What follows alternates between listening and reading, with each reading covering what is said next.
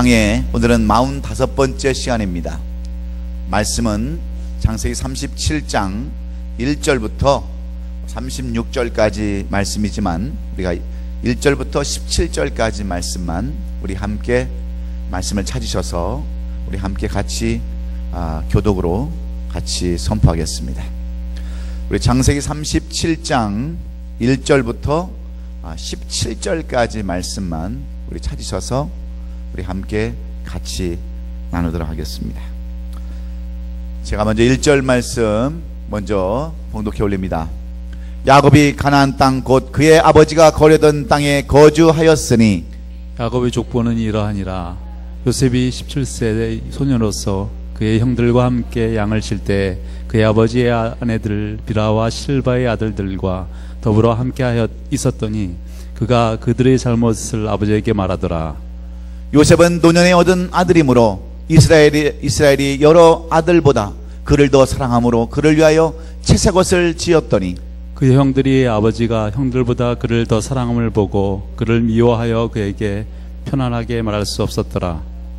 요셉이 꿈을 꾸고 자기 형들에게 말하며 그들이 그를 더욱 미워하였더라. 요셉이 그들에게 이르되 청하건대 내가 꾼 꿈을 들으시오. 우리가 밭에서 곡식단을 묶더니 내 단은 일어서고 당신의 단은 내 단을 둘러서서 절하더이다. 그의 형들이 그에게 이르되 내가 참으로 우리의 왕이 되겠느냐, 참으로 우리를 다스리게 되겠느냐 하고 그의 꿈과 그의 말로 말미암아 그를 더욱 미워하더니 요셉이 다시 꿈을 꾸고 그의 형들에게 말하여 이르되 내가 또 꿈을 꾼 즉 해와 달과 11별이 내게 절하더이다 하니라.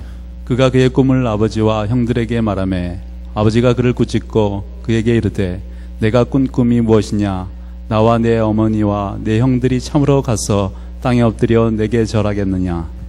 그의 형들은 시기하되 그의 아버지는 그 말을 간직해 두었더라. 그의 형들이 세겜에 가서 아버지의 양떼를 칠 때 이스라엘이 요셉에게 이르되 내 형들이 세겜에서 양을 치지 아니하느냐, 너를 그들에게로 보내리라. 요셉이 아버지에게 대답하되 내가 그리하겠나이다. 이스라엘이 그에게 이르되 가서 내 형들과 양떼가 다 잘 있는지를 보고 돌아와 내게 말하고라 하고 그를 헤브론 골짜기에서 보내니 그가 세겜으로 가니라. 어떤 사람이 그를 만난즉 그가 들에서 방황하는지라. 그 사람이 그에게 물어 이르되 내가 무엇을 찾느냐.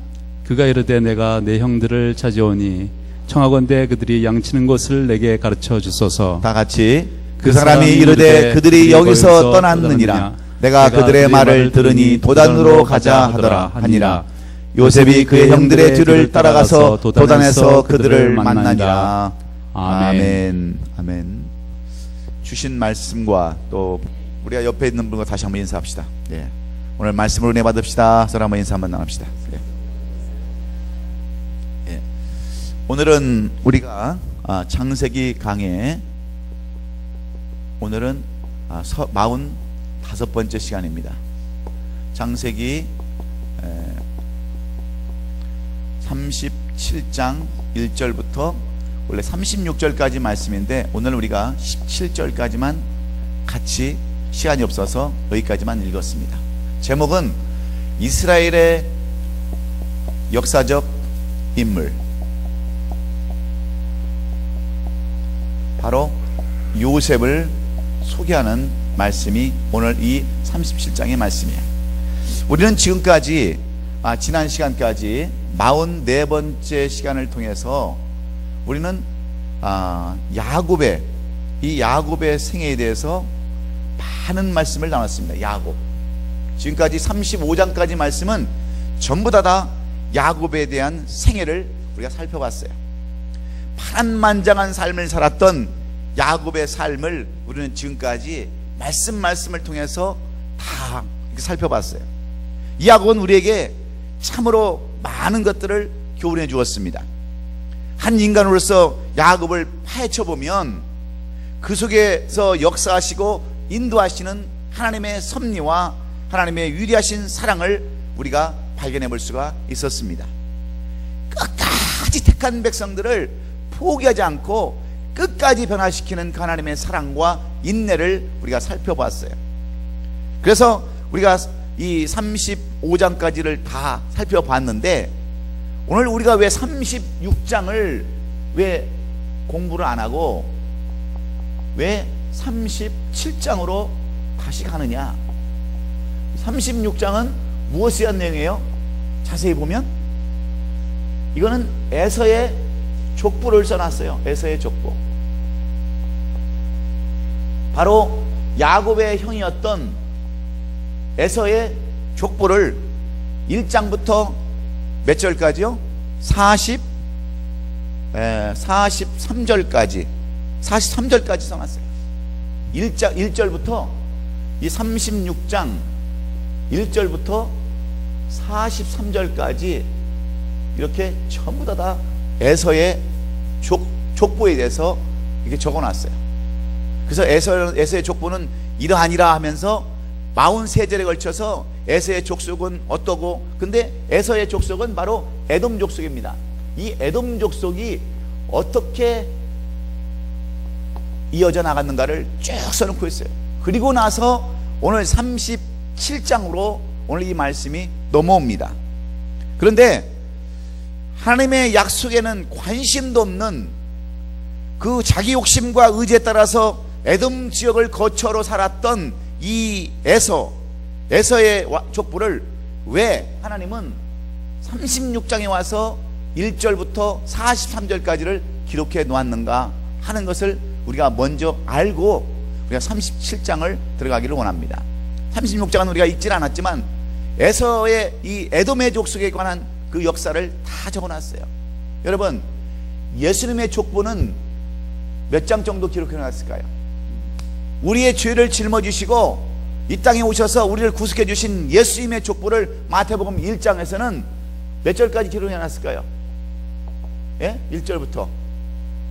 성경을 읽어야 알죠. 읽어야 1절부터 25절까지 예수님에 대한 족보를 적어놨어요. 마태복음 1장 1절부터.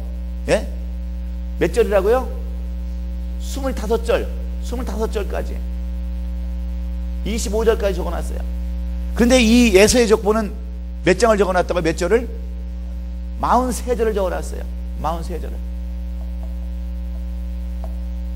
여러분, 우리가 요한복음에 보면 성경은요, 하나님의 역사, 예수 그리스도의 역사를 다 적어놔도, 이 성경책에 적어놔도 부족함이 너무 많다고 그랬어요. 여러분, 성경이 많지도 않은 이 성경에 왜 예수님의 족보는 25절로 끝내놓고 왜 쓸데없는, 하나님께서 그냥 버리다시피 한 이 에돔 족속의 족보는 왜 43절까지 이렇게 많이 해놨을까? 여러분, 그 이유가 어디에 있을까요? 여기는 교훈이 있습니다.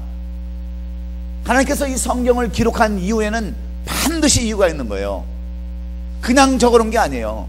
다 성경은 40여 명 이상 되는 그러한 그 성령의 감동을 받은 사람들이 썼지만, 이 모세오경, 창세기, 출애굽기, 민수기, 신명기, 레위기, 창출, 레민신 5장을 썼던 모세가 이것을 끝까지 다 기록한 이유가 여러분 어디 있다고 생각하세요? 우리에게는 여기서 영적인 2가지의 교훈이 있습니다. 36장에서 2가지의 교훈을 우리가 얻을 수 있어요. 첫째는 뭐냐?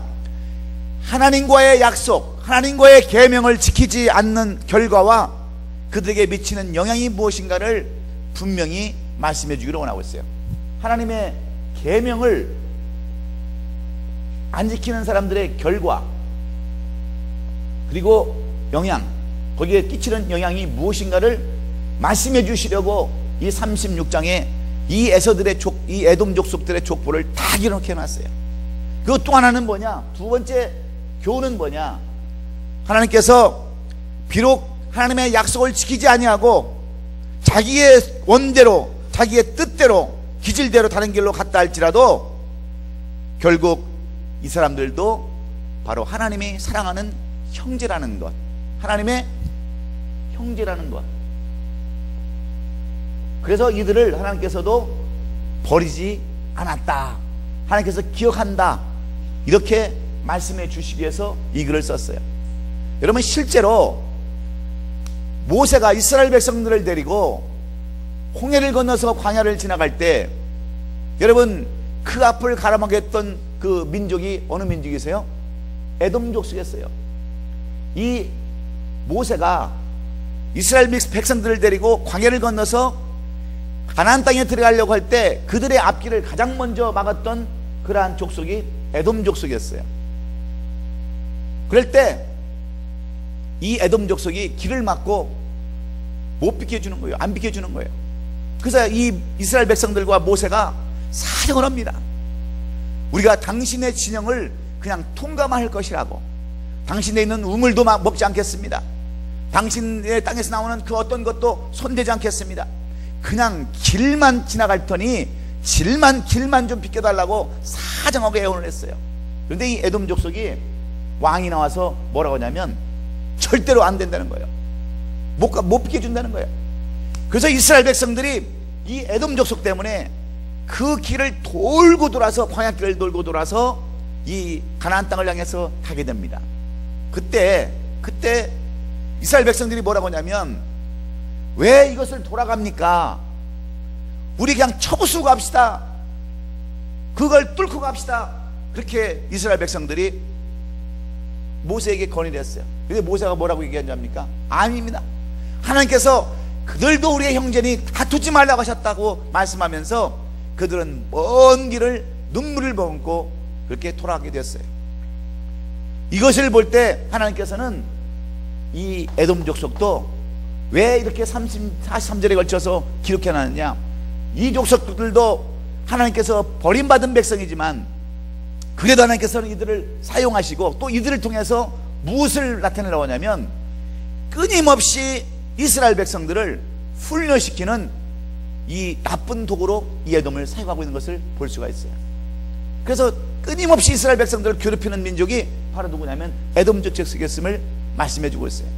그래서 우리가 36장은 자세히 우리가 공부는 안 했지만 그 에돔 족속에 대해서 이스라엘 백성들을 끊임없이 괴롭혔던 그 족속들에 대한 내용들을 적어놓고 있습니다. 여러분, 실제로 오늘날 이 시대에 보면 왜 중동이 매일 저렇게 시끄럽습니까? 뭐 때문에 그래요? 예? 기름 때문에요? 이 종교 문제 때문에 그래요. 종교 문제 때문에. 바로 그들도 예수를 믿고 하나님을 제대로 알았다고 한다면 여러분, 중동은 아마 그러지 않았을 거예요. 근데 유대인들, 이 이스라엘 민족인 유대 민족은, 유대인들은, 주시들은 지금도 모세 오경만 그들의 성경이라고 주장합니다. 구약만 성경이라고 주장을 해요. 그래서 눈은 눈으로, 이는 이로, 항상 이 사람들이 폭탄 테러를 하면 보복 공격을 해요. 보복을 2배 3배 보복을 하는 거예요. 그러니까 항상 중동이 싸우고 지금도 적대 감정을 갖고 있는데 그들은 어떻게 보면 다 형제들의 형제들, 자기들끼리 싸우는 거예요. 만약 그들이 이 땅에 오신 예수 그리스도를 제대로 알고 인정했다고 한다면 오늘날 같이 이렇게 피부리 내나는 그러한 사륙은 아마 없었을 겁니다. 그들 모두가 모세의 오경의 율법적인 것만을 놓고 신앙생활하기 때문에 용서도 사랑도 없이 지금 그들은 그렇게 전쟁을 하고 있는 거예요. 이런 것들을 기억시키기 위해서 하나님은 에서의 족보를 하나도 빠짐없이 다 기록해 놓고 그들도 언젠가는 다시 하나님의 나라에 돌아올 수 있는, 돌아올 대상으로 생각하고 그들과의 관계 회복을 위해서 그들의 족보를 이렇게 기록해 두었다, 그렇게 아시고 36장을 마치면 됩니다. 그런데 오늘 이 37장에 와서 보면, 30장에 와서 보면 1절로 2절에 이렇게 시작을 합니다. 1절로 2절에 이렇게 말씀을 시작하고 있어요. 야곱이 가나안 땅 곧 그의 아버지가 거류하던 땅에 거주하였으니 야곱의 족보는 이러하니라. 요셉이 17세의 소년으로서 그의 형들과 함께 양을 칠 때에 그의 아버지의 아내들 비라와 실바의 아들들과 더불어 함께 있었더니 그가 그들의 잘못을 아버지께에게 말하더라 그랬어요. 근데 이 말을 요즘 현대 성경으로 이야기하면 2절에서 야곱의 약전은 이러하니라 그랬어요. 족보라고 안 하고 야곱의 족보는 이러하니라, 그게 아니고 야곱의 약전은 이러하니라. 옛날 성경에 보면 다 약전이라고 되어 있어요. 그래요, 안 그래요? 권사님, 옛날 성경 보시죠? 뭐라고 써 있어요? 약전이라고 되어 있죠. 그러면 족보하고 약전은 뭔가? 족보는 이 가계에 내려오는 모든 사람들이나 그 계보를 얘기하는 거고, 약전은 일종의 뭐냐면 양력이나 아니면 전승, 이야기. 야곱의 이야기는 이런 것이니라, 이러하니라 그러면서 어떻게 보면 또다시 야곱의 이야기로 돌아가는 것 같은 그러한 감을 주고 있어요. 그런데 사실은 이 말씀을 자세히 살펴보면 야곱의 이야기가 아니라 누구의 이야기예요? 요셉의 이야기입니다. 요셉. 오늘 본문에 보면 야곱의 아들인 이 요셉의 이야기예요. 요셉의 이야기예요.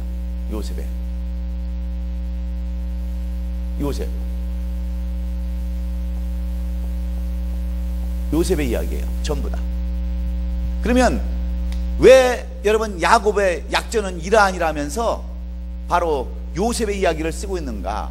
이게 굉장히 중요합니다. 우리는 아브라함을 부를 때 아브라함과 그 다음에 이삭과 야곱, 아브라함과 이삭과 야곱을 부를 때 공통적인 이름의 하나는 뭐예요? 하나님이에요. 그렇죠? 하나님. 야곱의 하나님, 아브라함의 하나님, 이삭의 하나님, 야곱의 하나님. 그렇죠? 그런데 이 야곱의 아들이었던 요셉에는 하나님의 이름이 있어요, 없어요? 없어요. 그렇죠?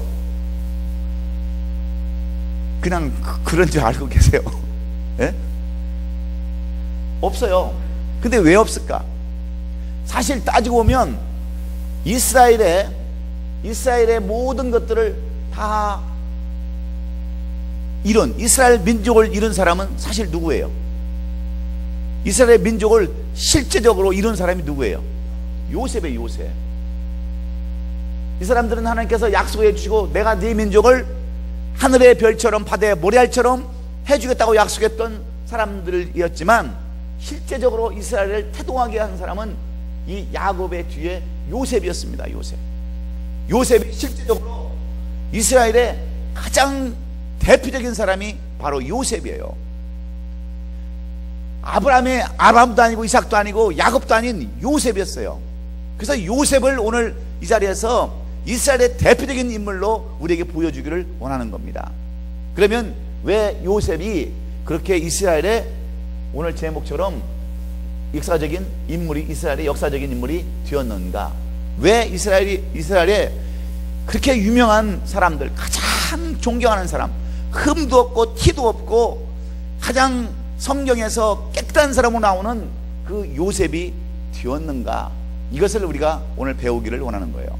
왜 하나님께서는 이 요셉을 통해서 이스라엘의 12지파를 완전히 12지파의 대표적인 인물로 삼았는가 하는 것이 가장 중요한 내용입니다. 그러면 왜 성경 기자는 이 글을 시작할 때 요셉의 약전이라고 하지 않냐고 야곱의 약전이라, 이렇게 야곱의 약전이라 시작하고 있을까? 여기에서는 바로 이제부터 우리가 주시려고 하시는 하나님의 말씀의 뜻은 한 개인으로서의 야곱이 생애가 아니라 한 나라 이스라엘의 역사를 말씀해 주시기를 위함인 줄로 여러분 믿으시기 바라요. 그래서 다시 말씀드리면 이 30장의 말씀부터는 한 개인으로서의 야곱이 아니라 이제는 한 민족으로서, 한 민족의 나라로서 이스라엘이 어떻게 주에서 구원을 받고 영광스러운 하나님의 백성이 되었는가를 말씀해 주기를 원하고 있는 것입니다. 그래서 이스라엘의 역사를 야곱의 사랑받는 한 아들 이야기로부터 오늘 시작하는 것을 알 수가 있어요. 어떻게 이 요셉이 그렇게 훌륭한 사람이 되었는가를 말씀해 주기를 원하고 있습니다. 여러분, 우리가 위대한 사람들, 위대한 사람들, 그 다음에 쓰임받는 사람들, 성공한 사람들, 이런 사람들에게는 특징이 있어요. 특징이. 어떤 특징인지 아세요? 여러분, 운동을 잘 하려면 가장 먼저 배우는 게 뭐예요? 예? 태권도를 배우는데 검은 띠를 따기 전까지 가장 먼저 배우는 게 뭐예요? 예? 기본기. 예? 기본기. 이 기본기를 잘 배워야 돼요. 여러분, 군대 가서도 싸움을, 전투를 잘 하려면 뭐부터 배우냐면 제식 훈련부터 배우는 거예요. 예? 기본기부터 배우는 거예요. 골프도요, 잘 치는 사람들 보면 가장 잘 되는 게 뭐냐면 기본기예요. 기본기. 근데 우리의 신앙도 마찬가지입니다. 신앙도 그 사람이 신앙에서 성공하려면, 그리고 그 사람이 쓰임을 받으려면 뭐가 잘 돼야 돼요? 신앙의 기본 자세가 잘 돼 있어야 돼요. 이 신앙의 기본이 잘못되어 있으면 여러분, 나중에 잘 가다가도요 타락해버리고, 그런 사람들이 얼마나 많습니까? 여러분 잘 아는 조영남이라고 하는 가수 알죠? 그분은 이 성악으로 유명한 사람이잖아요. 빌그레엄 그 전도대회 때 초청받아서 대표적으로 이렇게 독창도 하고 빌그레엄 전도단에서 찬양했던 전도사예요. 신학교 다니면서 전도사 직분까지 다 받았던 사람이에요. 그런데 지금은 뭐예요? 지금은 그냥 인생 완전히 망나니처럼 살잖아요. 망나니처럼 희한한 그림을 그린다고 그러고 이상한 노래나 부르고, 그렇게 완전히 신학교 다녔던 전도사가 완전히 그냥 망가져 버렸어요. 물론 우리가 그 사람을 판단할 수는 없습니다. 특별히 이렇게 또 방송에 나가는데 판단할 수는 없지만, 우리가 겉모습을 보면, 현재 삶을 살아가는 것을 보면, 일단은 기독교에서 멀어지고 수없이 이혼하고 여러 번 이혼하고 그렇게 사는 것을 보면 신앙의 기본이 잘못되었기 때문에, 그냥 자기의 달란트만 가지고 살았기 때문에 결국은 무너지는 것을 볼 수 있어요. 그런데 오늘 이 요셉은, 오늘 우리가 요셉이 그토록 많은 어려움 가운데서도 승리하고 이 이스라엘 민족을 애굽에서 태동할 수 있도록, 그들이 거기서 다시 깨어나서 알을 품고 거기서 다시 알이 부화될 수 있도록, 이스라엘 민족들이 다시 거기서 태동할 수 있도록 모든 여건을 만들어준 이 요셉을 오늘 우리에게 말씀해 주기를 원하고 있습니다. 그래서 이스라엘 역사는 야곱의 사랑을 받는 한 아들의 이야기로부터 시작되는 것을 볼 수 있는데, 그 사람이 바로 오늘 본문에 나오는 요셉입니다. 여러분은 성경에 나오는 인물 가운데서 여러분이 특별히 사랑하고요, 또 여러분이 존경하고 닮아가는 사람이 있다고 한다면 여러분 누구세요? 우리 저 손원목 장로님은 누구예요? 가장 존경하는 사람이 있다면? 예? 예, 바울. 예. 이 사도 바울은 우리 장로님은 그렇게 좋아한대요. 뭐 때문에 좋아해요? 그렇게 존경스럽고, 예, 변화되어서 그렇게 위대한 일을 감당해서 사도 바울을 존경한대요. 예, 그럴 수 있습니다. 영어로, 그래서 우리 자녀들도 이 자녀들의 이름을 지을 때요, 영어에서 그냥 그 성경에 나오는 인물들을 지으려고 얼마나 했어요. 그렇잖아요. 그래서 보면 이 미국 사람들 이름은 대부분이 다 성경에 나오는 위대한 사람들이에요. 그래서 우리 장로님은 큰아들을 뭘로 줬어요? 데이빗. 둘째는 디모데. 그렇게 다 영어 이름으로 다 지어줬어요. 왜? 그 이름대로 살라고, 그랬어요. 근데 저는 제 개인적으로 저는 요셉을 너무나도 저는 좋아했어요. 그래서 제가 이제 시민권을 얻을 때 저는 이름을 완전히 요셉으로 바꿨어요. 많은 사람들이 있지만 제가 깨달은 사람 중에서 가장 순수하고 아름다운 그러한 마음을 가졌기 때문에, 저는 원래 제 이름을 사람들이 지어준다고 그런다면, 만약 하나님이 저를 지어준다고 그런다면 제 이름은 뭐겠어요? 야곱이에요. 야곱. 똑같아요, 제가. 그런데 이런 이름을 갖고 살고 싶지는 않아요. 그래서 제가 이름을 뭘로 바꿨다고요? 요셉으로 바꿨어요. 요셉으로. 왜? 요셉이 그만큼 순수하고 아름다운 삶을 살았기 때문에 그렇습니다. 근데 요셉은요, 우리와 똑같이 고난당하고 시련과 위기를 만났지만 그는 끝까지 하나님을 원망하지 않았어요. 사람을 원망하지 않았습니다. 그 어떤 환경에서도 여러분 조건도 탓하지 않는 놀라운 성품을 가진 사람이 요셉이에요.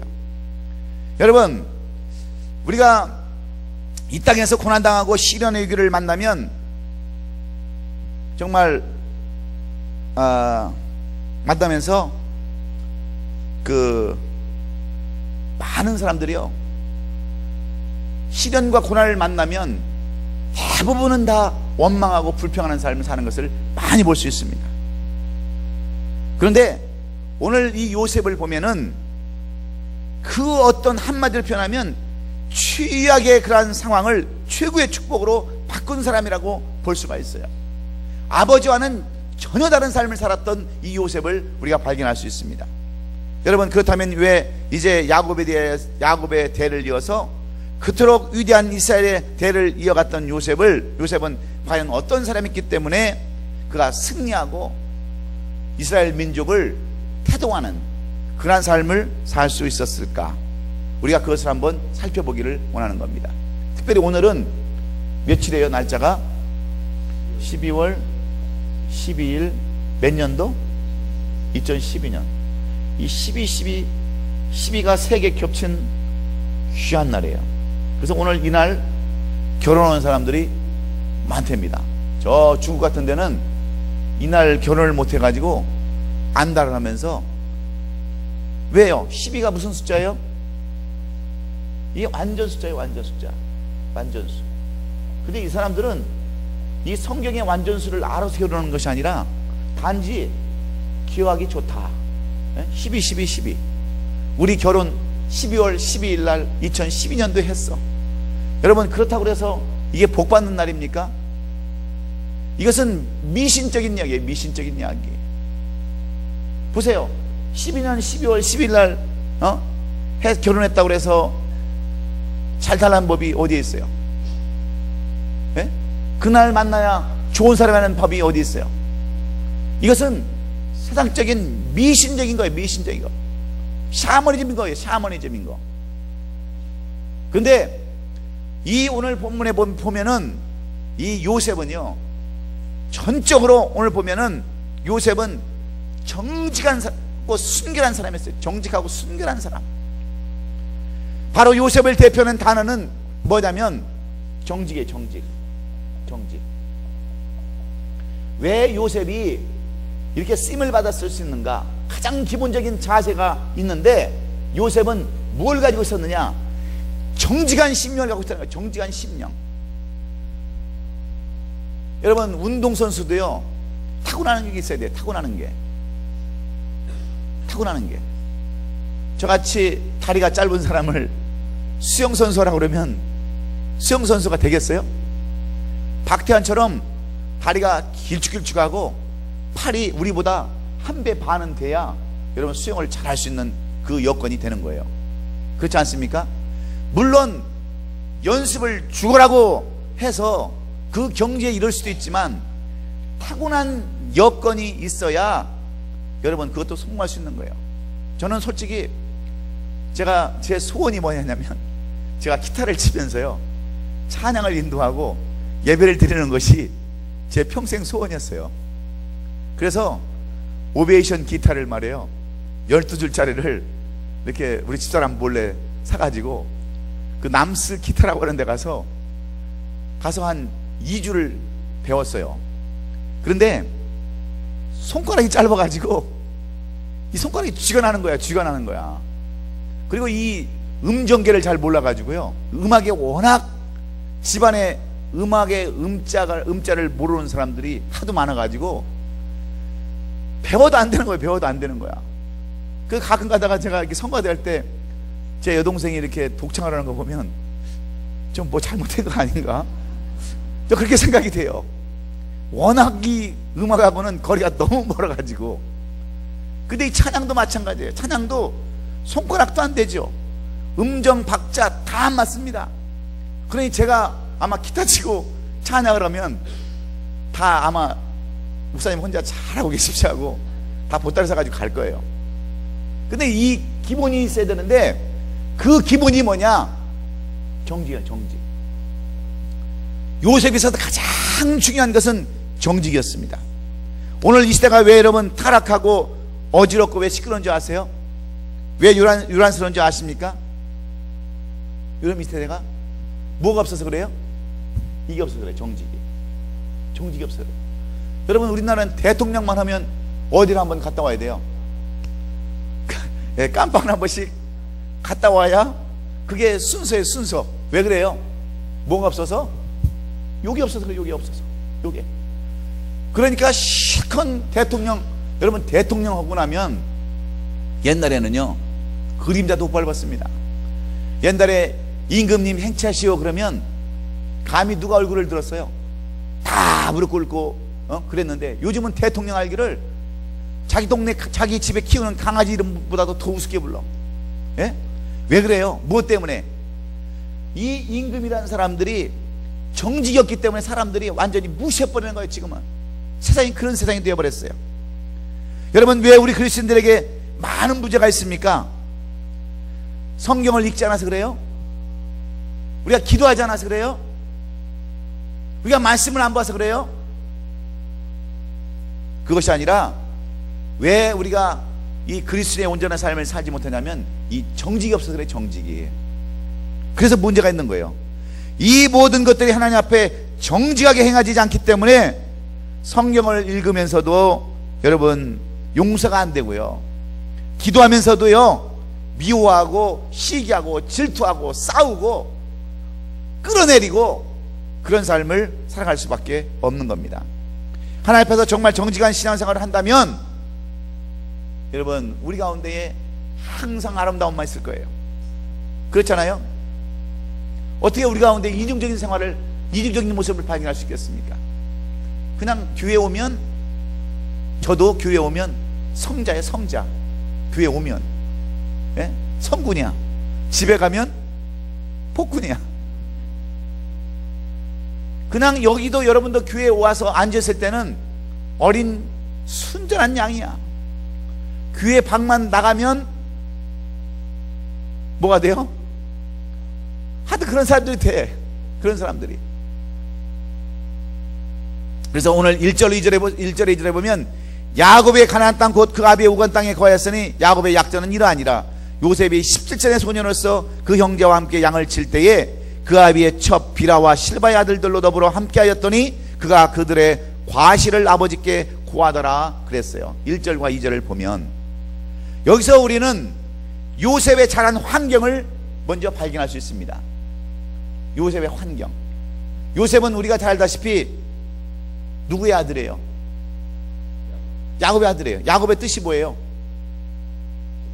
속이는 자, 움켜쥐는 자, 사기꾼, 그런 거짓말쟁이, 그런 별명을 가진 야곱의 아들이에요. 그럼 우리 속담에 무슨 속담이 있어요?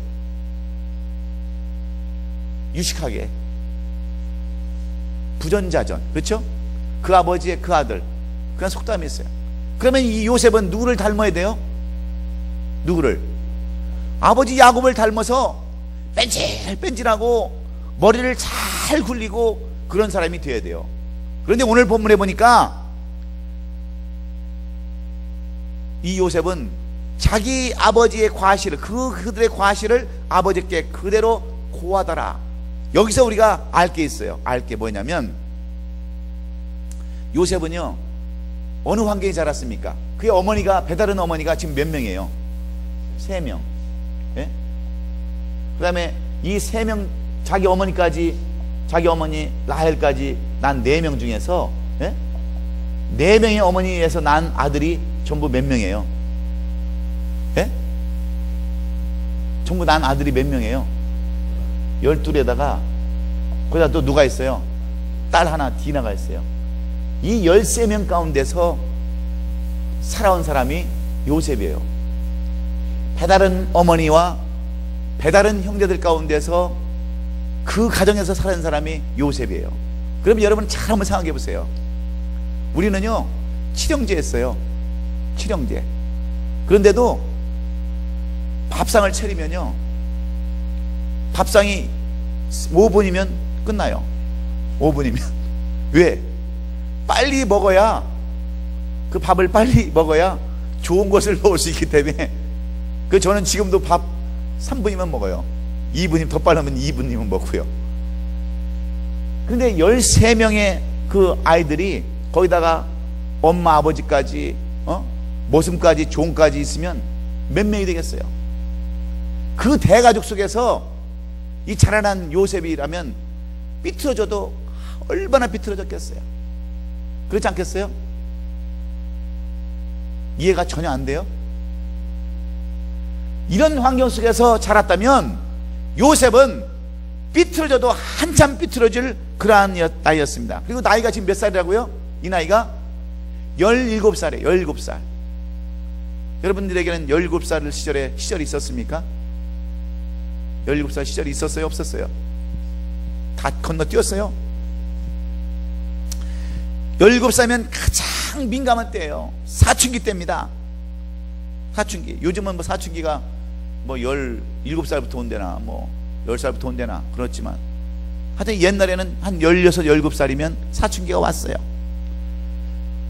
그런데 잘못하면 삐뚤어지기 쉽고 혈기가 나오고 거짓말할 수 있는 그러한 성품이 되기 원하는 그러한 나이였습니다. 그런데 요셉을 보세요. 그가 그런 환경에도 상관없이 다나무처럼 꼿꼿하게 자란 그의 성품을 우리가 볼 수 있습니다. 그렇다고 야곱이 이 정직성을 가르쳤을까요? 그가 교육을 시켰을까요? 저는 그렇게 보지 않습니다. 지금까지 살아온 야곱을 보면 이것은 야곱이 교육에서 된 것이 아니라는 것을 느낄 수가 있어요. 그러면 우리가 기억할 것은, 환경이 어려워도, 그 다음에 부모가 어려워도 아이들이 상처 없이 순전하게 자랄 수 있는 길이 있는데, 그것이 여러분 뭔지 아세요? 부모와 상관없이 아이들이 순전하게 자랄 수 있는 그 비결이 무엇이라고 생각할까요? 무슨 길이 있을까요? 예? 예, 맞습니다. 신앙이에요. 신앙. 요셉은 야곱이 그렇게 간사하고 사기꾼 같고 남을 속여먹고 그런 삶을 살았지만, 요셉은 그 아버지의 삶을 본 것이 아니라 이 자기 아버지와 함께한 그 하나님, 그 신앙 속에서 사는 것을 우리가 볼 수 있어요. 하나님을 알게 하는 환경 속에서 자라게 한 데 있다는 것을 우리가 알아야 됩니다. 요셉은 믿음의 조상 아브라함과 이삭과 야곱이 살던 그 땅에서 몇 년을 살았냐면 17년을 살았는데, 이것은 무엇을 의미하는 줄 아십니까?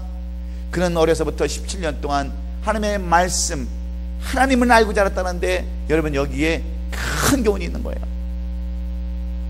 가장 중요한 약속의 땅에서 성장했다고 하는 것이 바로 요셉이 있어서 가장 인격적인 인격 형상의 기초가 된 것을 우리가 볼 수 있습니다. 여러분 믿습니까? 이것이 얼마나 중요한지 모릅니다. 비록 아브라함도 이삭도 야곱도 다 실수가 있고 허물도 있었던 사람이지만, 하나님의 말씀과 언약은 한 인간을 성장시키는데 참으로 중요한 역할을 하고 있다고 하는 거예요.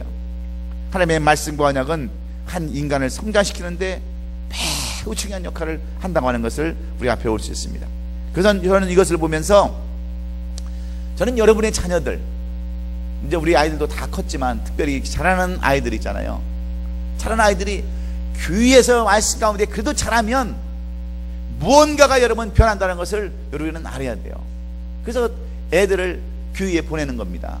무언가 싸우고 살고 막 지지고 볶고 살아도 교회 가서 살다 보면 무언가 여러분 그런 사람들 가운데 형성되는 인격적인 형성이 되는 것이 있다고 하는 거예요. 비록 한 달에 몇 시간 되지 않는 시간이지만, 이 시간을 통해서 듣고 느끼고 깨달으면서 성장하는 그들 속에서 하나님의 영성이 심어진다는 것을 우리가 알아야 됩니다. 이렇게 자란 요셉은 그의 형제들이 저지르는 불의와 과실을 그대로 놔두지 않았어요. 그래서 아버지한테 다 이렇게 얘기했어요. 고자질했어요. 그것은 나쁜 것을 그들에게 혼내주고 잘못된 것이 아니라 이 요셉의 정직성, 이 정직성을 말씀해주고 있는 거예요. 정직성을. 믿습니까? 그래서 우리가 여기서 이 요셉의 행동을 어떻게 봐야 되느냐? 이것은 형들의 잘못을 요셉이 아버지께 다 일러 바치는 것이 옳은 일이냐 아니면 비겁한 일이냐는 것이에요. 근데 중요한 것은 바로 이 요셉이 형들을 고에 바쳐서라도 제대로 된 길로 갈 수만 있으면 고에 바칠 수 있다고 하는 정직성이 있었다고 하는 것을 우리가 알아야 돼요. 그래서 요셉은 그의 삶을 보면 다 정직합니다. 그 인생이 전부 다 정직해요. 여러분은 어느 쪽이에요? 여러분은 요셉이 이건 잘못되어서 그런 거다, 아니면 그냥 정직해서 그런 거다, 어느 쪽을 보세요? 요셉은 그래요. 요셉은 사실 정직했기 때문에 아버지에게 모든 것을 다 바친 것을. 그래서 우리가 14절을 보면은, 14절 한번 켜줘 보세요. 14절을 보면 이런 내용이 나와 있어요. 14절.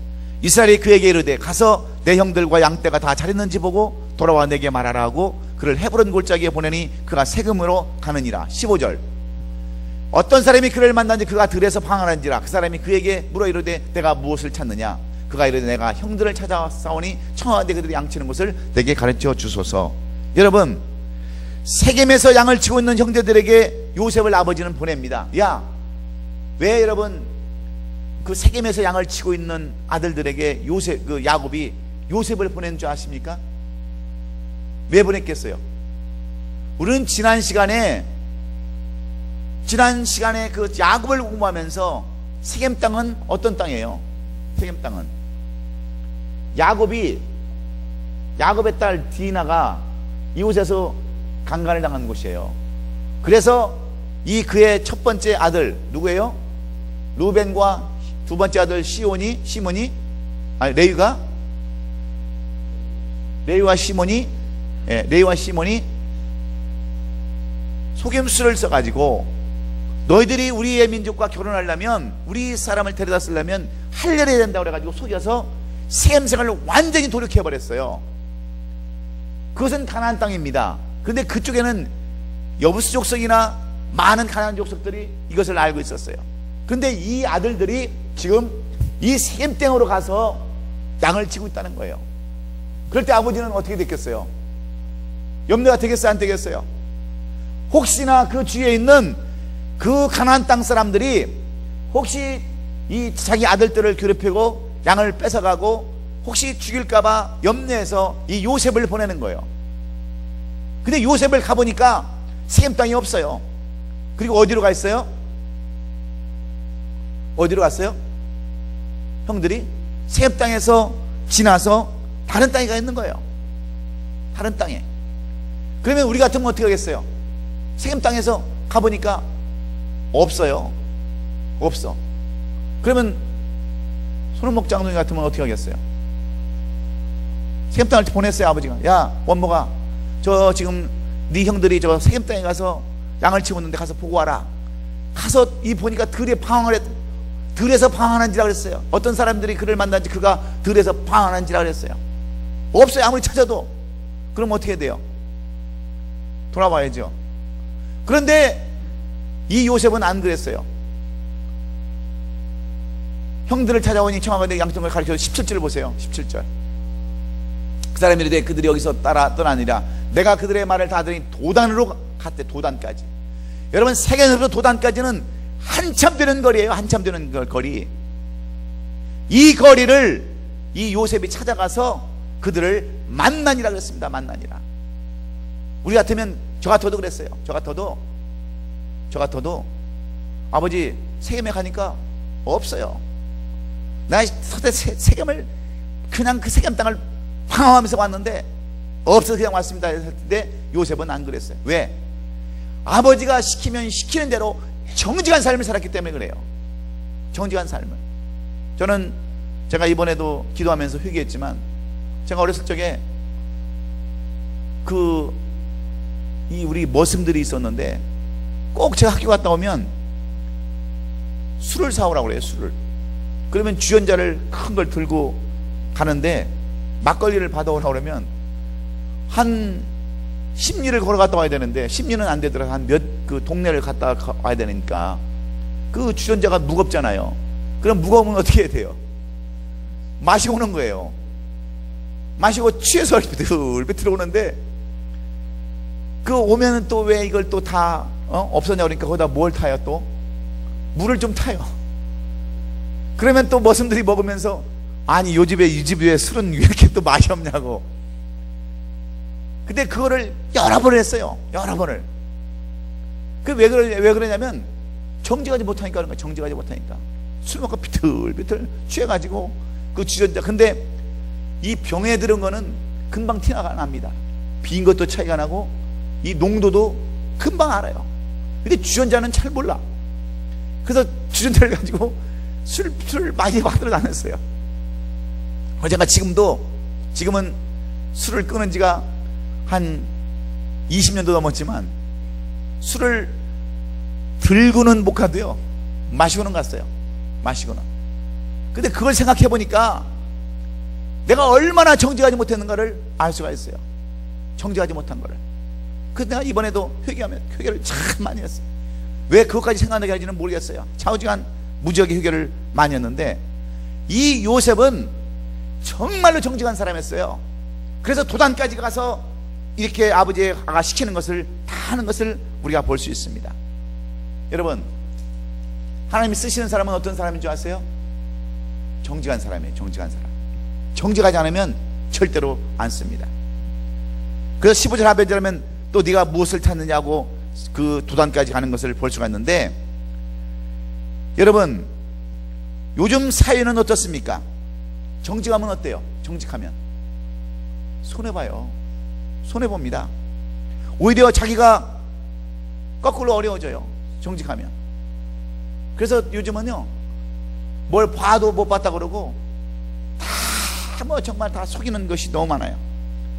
오해를 사기도 많이 합니다. 그래서 알면서도 모르는 척하고요, 보고도 보지 않은 척하면서 현실을 지혜롭게 사는 것처럼 착각하며 살아갑니다. 이것을 우리가 보통 깎골로 그것이 오히려 뭐 은혜라고 이렇게 또 착각하는 사람들이 많이 있어요. 그러나 중요한 것은 이 정직한 마음이 순결로 이어져야 그 정직함이 참된 정직함임을 우리는 알아야 됩니다. 요셉은 바로 이 정직한 마음이 순결한 그러한 그 마음인 줄 알았기 때문에 그 어떤 것도 감추지 않았어요. 형제들의 잘못된 것을 아버지 앞에 그대로 고했던 것을 우리가 볼 수 있습니다. 그래서 순결을 포기하지 않은 거예요. 이것이 바로 17살 난 요셉의 성품이었음을 우리는 기억해야 합니다. 이 시대의 교회의 회복은 뭐에 있는 줄 아십니까? 이 시대의 교회의 회복은 정직에 있어요. 믿습니까? 교회가 여러분 정직하면요, 크리스천들이 정직하면 이 땅의 하나님 나라는 자연적으로 이루어지게 돼요. 우리가 정직하지 못하니까 여러분 교회를 안 다니는 거예요. 교회를 무시하는 거예요. 우리의 위기가 바로 이 정직하지 못하다는 것을 여러분 기억하시고요, 우리 정직성이 회복될 수 있기를 주의 이름으로 축원합니다. 이 가장 요셉의 가장 기본적인 자세는 정직이었어요. 두 번째는 뭔지 아십니까? 두 번째는 원래 성경에서 말하는 것은 꿈을 갖는 거예요. 꿈을 갖는 거. 꿈, 소망, 희망. 이 요셉에게 이 기본적으로 있었던 것은 꿈이었어요. 그래서 요셉의 별명이 뭐예요? 꿈을 꾸는 자. 꿈을 꾸는 자였습니다. 요셉의 생에서 가장 큰 특징은 요셉이 꿈을 꾸는 사람이었다는 거예요. 여러분, 평범한 인간을 위대하게 만드는 것이 뭔지 아세요? 그게 꿈이에요. 평범한 사람과 비범한 사람의 차이는 여러분 꿈 하나 차이입니다. 그래서 보통 사람들이 꿈을 꾸면요, 위대한 인생들이 되는 거예요. 그래서 우리가 여러분, 이것은 마치 뭐가 하냐면 이 달걀과 똑같아요. 에그. 달걀과 똑같아요. 여러분, 달걀도 품으면 생명을 부화해서 생명을 잉태하는 달걀이 있고요, 이것을 무슨 난이라고 하는 줄 아세요? 유정난이라고 해요. 유정난. 근데 달걀에도 무정난이 있어요. 아무리 암탉이 이걸 품고 있어도 여러분 생명이 잉태하지 않는 무정난이 있어요. 이 달걀에 비유되는 것이 뭐냐면 꿈이에요. 꿈. 아무리 여러분 우리가 연약한 사람이라 할지라도 꿈을 품으면 놀라운 역사가 일어납니다. 근데 꿈이 없으면 절대로 여러분 이상을 이루지 못해요. 여러분, 오늘날 여러분들이 나는 왜 맨날 이 모양인가, 나는 정말 이렇게 살아야 되는가 하는 사람들이 많이 있을 거예요. 그런데 여러분, 절대로 꿈을 잃지 마세요. 특별히 우리 젊은 우리 전사님들, 우리 학생들, 꿈을 잃어버리면 안 돼요. 꿈을 잃어버리면 모든 것을 다 했습니다. 그리고 내가 모든 일이 안 될 때 꿈을 잃어버리면 더 이상 소망이 없어요. 그래서 오늘 본문 10절, 5절로 10절에 보면 요셉은 두 가지 꿈을 꾸는데, 첫 번째는 뭐냐? 밭에서 곡식을 묶을 때에 내 단은 일어서고 당신들의 단들은 내 단을 둘러서 절하는 그러한 꿈이었어요. 그리고 두 번째 꿈은 해와 달과 열한 별들이 내게 절하는 그러한 꿈, 두 가지 꿈을 꿨어요. 그런데 문제는 이 꿈이 어떤 꿈이냐는 거예요. 여러분, 이 꿈이 무슨 꿈입니까? 자기 이상이나 자기 미래나 자기 희망에 따라서 꾼 꿈이냐, 아니면 하나님의 섭리와 하나님의 계획 가운데서 이런 꿈이냐 하는 데 문제가 있는 것입니다. 여러분, 꿈에도 여러 가지 꿈이 있어요. 내 욕심이나 내 정욕이나 내 생각으로 가지는 그런 꿈이 있는가 하면 하나님이 주시는 비전의 꿈이 있다고 하는 것을 여러분 알아야 돼요. 내 욕심을 채우기 위한 꿈을 여러분 꾼 그런 꿈은 별로 이루어지지 않아요. 그러나 하나님이 주시는 꿈, 그런 꿈은 여러분 반드시 이루어지는 줄로 믿습니다. 그래서 희망과 소망과 기대를 가지고 긍정적인 삶을 우리가 살아야 돼요. 그래서 꿈을 가진 자는, 위대하고 꿈을 꾸는 자가 아름다운 것은 그에게 희망과 소망이 있기 때문인 줄로 믿습니다. 그래서 오늘 본문에 보면 이 요셉도요, 꿈을 가졌다고 하는 거예요. 꿈. 근데 세상 사람들, 위대한 사람들 보면요, 전부 다 꿈을 가진 사람들이에요. 여러분, 에디슨이나 아니면은 또 무슨 제너럴 포드나 이런 사람들은 자기들이 꿈을 가지고 있었기 때문에 결국은 위대한 발명을 이뤘어요. 이 포드도 그에게 정말 힘을 안 들이고 갈 수 있는, 마차를 안 타고 뭘로 좀 움직일 수 있는 그런 꿈이, 그 꿈을 놓치지 않았기 때문에 포드도 자동차를 만들지 않았습니까? 라이트 형제도 꿈을 잃어버리지 않았기 때문에 비행기를 만들었잖아요. 꿈을 잃어버리지 마세요. 여러분도 꿈을 잃어버리지 않기를 주의 이름으로 축원합니다. 그래서 그 꿈이 어디에 있는가를 여러분 잘 알아야 돼요. 그 꿈이. 그리고 우리가 하나님의 섭리가 어디 있는가를 잘 알아야 돼요. 저는 제 삶을 이렇게 살펴보면은, 저는 미국에 올 때요, 제가 그 미국에 오기 전에 미국인 친구들이 있었어요. 그래가지고 미 8군도 제가 여러 번 가고, 그 다음에 미 8군에 용산이나 그런 데 가보면, 이태원에 가보면 세븐클럽이니 그런 데를 가서 많이 가봤어요. 그래서 미국 가면 이렇게 사는구나 하고, 저도 올 때는 검은 양복도 하나 갖고 오고요, 나비 넥타이도 하나 만들어서 갖고 오고요, 그렇게 사는 줄 알았어요. 그 미국에 실제 와보니까 공부하기도 그렇게 힘들고요, 먹고 사는 것도 그렇게 힘들고요, 고생만 죽겠어요. 좌우지간. 클럽이라고 그랬는데 클럽은 한 번도 못 가봤어. 우리 한국에 있을 때는 여러 번 가봤는데 미국에서는 클럽을 한 번도 못 가봤어. 그런데 거기에 하나님의, 미국은 하여튼 제가 가야 된다는 꿈을 갖고 있었는데, 그 꿈이 무슨 꿈이었냐면 노는 꿈이었어요. 그냥 춤이나 추고 술이나 먹고 멋있게 살고 자동차나 타고 다니고 그런 꿈인 줄 알고 왔는데, 오자마자 미국에 와서 어디에 고생을 했어요. 그런데 거기에는 뜻이 있더라고요. 뜻이 있어. 제가 목사를 한국에 있었으면 여러분 했겠습니까? 천만에 안 했어요. 한국에 살았으면 저는 아마 지금도 다른 일 했을 거예요. 목사는 제가 제일 싫어하는 직업 중에 하나였으니까, 제일 내가 싫어하고 증오하는 그런 게 목사였으니까. 그래서 죄가 많다고 제가 얘기했잖아요. 죄를 하도 많이 져가지고 이 미국에 와서 고생을 얼마나 많이 시켰는지. 그래서 그 꿈이요, 내 꿈이 아니라 내 꿈으로 가지고 오니까 그렇게 고생을 한 거예요. 그 고생을. 그래서 나중에 사달에서 떨어지고 자녀를 통해서 내 꿈이 바뀌었어요. 꿈이 그런 꿈이 아니구나. 내 욕심을 위해서 하는 게 내 꿈이 아니고 하나님의 뜻을 이루어드리는 꿈을 꿔야 하나님이 그것을 이루어지는 거라 생각을 하고 제가 이 길로 왔어요. 근데 이 길도 쉽지는 않더라고요. 일도 쉽지는 않지만 그래도 하나님께서 영광스러운 길, 하나님을 증거할 수 있는 길, 누가 여러분 사람 앞에서 이렇게 여러분 저 같은 사람 보고 목사님이라고 님자를 붙여주는 그런 직업을 가진 사람이 어떻게 될 수 있었겠어요? 여러분, 그러나 그 꿈이 순수하고 아름다울 때 하나님은 그 꿈을 이루어주시는 줄로 믿으시기 바랍니다. 그 마지막으로 시간이 많이 갔기 때문에 요셉의 가장 기본 자세는 뭐냐? 하나님의 신뢰예요. 하나님의 신뢰. 하나님을 신뢰하는 믿음입니다. 믿음. 이게 요셉에게는 가장 기본적으로 깔려 있었어요. 여러분, 이스라엘의 역사적인 인물이 되려면 먼저 정직함이 있어야 되고 꿈이 있어야 되고 신뢰하는, 하나님을 전적으로 신뢰하는 이 믿음이 있을 때 하나님은 그런 사람들을 위대한 사람으로 세워준다고 하는 것이 오늘 본문의 말씀이에요. 여러분, 정직하고 순결하고 꿈을 가진 요셉이 실제로 그 꿈을 이룬 비밀이 무엇인지 아십니까? 그것은 하나님을 신뢰하는 믿음에 있었음을 우리는 기억해야 될 줄로 믿습니다.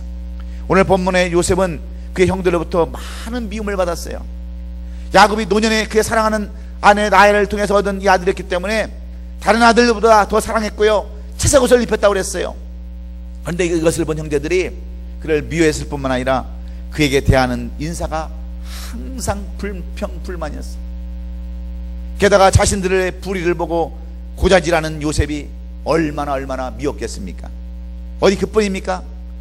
자기의 꿈 얘기를 하는데 여러분 다 무슨 자기를 자기들이 왕처럼 대한다고 그러고 해와 12달이 절한다고 그러고 이상한 얘기들 하니까 여러분, 이 형들이 얼마나 미워했는지를 8절에서 말씀하고 있지 않습니까? 이런 시기와 질투 속에서도 요셉은 조금도 마음이 아파하지 않았어요. 거기에 대해서 흔들리지 않았어요. 조금도 슬퍼하지 않고 좌절하지 않았어요. 왜 그런지 아십니까? 여러분, 사람이 형제 중에서도 왕따 당하면요 외로워요. 교회 안에서도요 왕따 당하면요 외로워요. 그런데 외롭지 않는 비결이 있어요. 그게 누군지 아십니까? 그걸 뭔지 아세요? 하나님을 의지하는 거예요. 사람들은 나를 다 버려도 하나님은 나를 버리지 않는다고 하는 이 확신, 하나님을 신뢰하는 이 믿음, 요셉은 그걸 가지고 있었어요. 그래서 요셉이 거기에서 굴복하지 아니하고 끝까지 믿음을 지키고 하나님을 신뢰했던 것을 우리가 볼 수 있습니다. 그가 꾼 꿈이 결코 사람의 생각이나 그 자기의 이상이 아니고 하나님께서 반드시 이렇게 되리라고 하나님께서 심어준 꿈이라는 것을 이 요셉은 확실히 믿었어요. 하나님께서 모든 사람들이 나를 위해서 전할 것이다, 모든 해와 달들, 모든 것들을 다, 모든 달들이 나를 향해서 나를 존경할 것이다 하는 이 꿈을 그는 하나님이 주신 꿈이라고 확신했다고 하는 거예요. 그래서 그 형제들이 그의 손에, 그 형제들의 손에 팔려가지고 미디안 사람에 넘겨지고요, 우물에 빠지고요, 보디발의 집에 갇히고 또 감옥에 갇혔어도 요셉은 절대로 원망하지 않았어요. 불평하지 않았어요. 그저 하나님만 바라보면서 나갔을 때 여러분, 결국 요셉이 뭐가 돼요? 애굽의 국무총리가 되는 놀라운 역사를 이루지 않습니까? 어떻게 보면 이 이야기, 요셉의 이야기는 꼭 무슨 드라마 같고 무슨 소설 같은 이야기지만 실제적으로 여러분, 이스라엘 족보에 나타나는 사람들의 이름이에요. 실제적으로 이스라엘 역사를 이루었던, 우리 이순신 장군이 있었던 것처럼, 세종대왕이 있었던 것처럼, 그 전에 많은 왕들이 있었던 것처럼 실제적으로 있었던 이스라엘의 인물이에요. 이 인물이 이스라엘의 대표적인 역사적인 인물이 될 수 있었던 비결이 바로 이런 것임을 우리는 알아야 합니다. 그래서 여러분들, 하나님은 야곱의 뒤를 이어서 요셉이라고 하는 이러한 인물을 들어서 이스라엘의 최대한 역사적인 인물로 세워주셨는데, 여러분들도 요셉처럼 쓰임받기 원하세요? 예? 그냥 왔다가 그냥 가는 인생이 되고 싶으세요? 아니면 쓰임받기를 원하세요? 이제 12월도 이제 얼마 남지 않았잖아요. 수입에도 몇 번 안 남았어요. 그렇다면 12월을 그냥 보내기를 원하십니까? 무언가 이 한 해는 뭔가를 좀 남기고 가는 역사적인 인물이 좀 되어야 되지 않겠어요? 그러기 위해서 우리는 뭘 해야 됩니까? 우리는 오늘 정직을 회복해야 돼요. 하나님 가장 원하는 것이 정직이에요. 우리가 물론 정직할 수 없습니다. 깨끗할 수 없어요. 그러나 날마다 우리가 정직하기 위해서, 진실하고 성전 삶을 살기 위해서, 성화된 삶을 살기 위해서 오늘도 기도하고 말씀으로 우리 자신을 가꾸고 깨끗하게 우리 자신을 닦아야 될 줄로 믿습니다. 그리고 절대로 꿈을 잃지 마세요. 내일 비록 세상이 망한다 할지라도 스피노자처럼 나는 한 그루의 사과를 시켰다고 하는 그 꿈, 그 소망을 여러분 가지세요. 오늘 아무것도 안 이뤘다 할지라도 내일은 뭔가 되겠다고 하는 그런 꿈을 여러분 잃지 마세요. 저도 교회를 인도하면서 이끌어가면서 힘들 때가 얼마나 많이 있습니까? 그런데 하나님께서는 수시로 꿈을 줘요. 이러한 비전을 또 주십니다. 그 꿈을 보고 오늘도 소망 가운데 하루하루를 위로받고 가는 거예요. 여러분 절대로 병이 있다거나 어려움이 있다거나 환난이 있다거나 아니면 모든 어려움 가운데 있다 할지라도 결단코 우리가 꿈만큼은 잃어버리지 말고 소망 가운데 살아나갈 수 있기를 주의 이름으로 축원합니다. 그리고 마지막으로는 우리가 의지할 것은 전적으로 하나님밖에 없어요. 세상은 나를 때로는 왕따를 시키고 나를 외롭게 만듭니다. 때로는 아내도 외롭게 만들고요, 남편도 외롭게 만들고 자식들도 외롭게 만들고 다 힘들게 만들어요.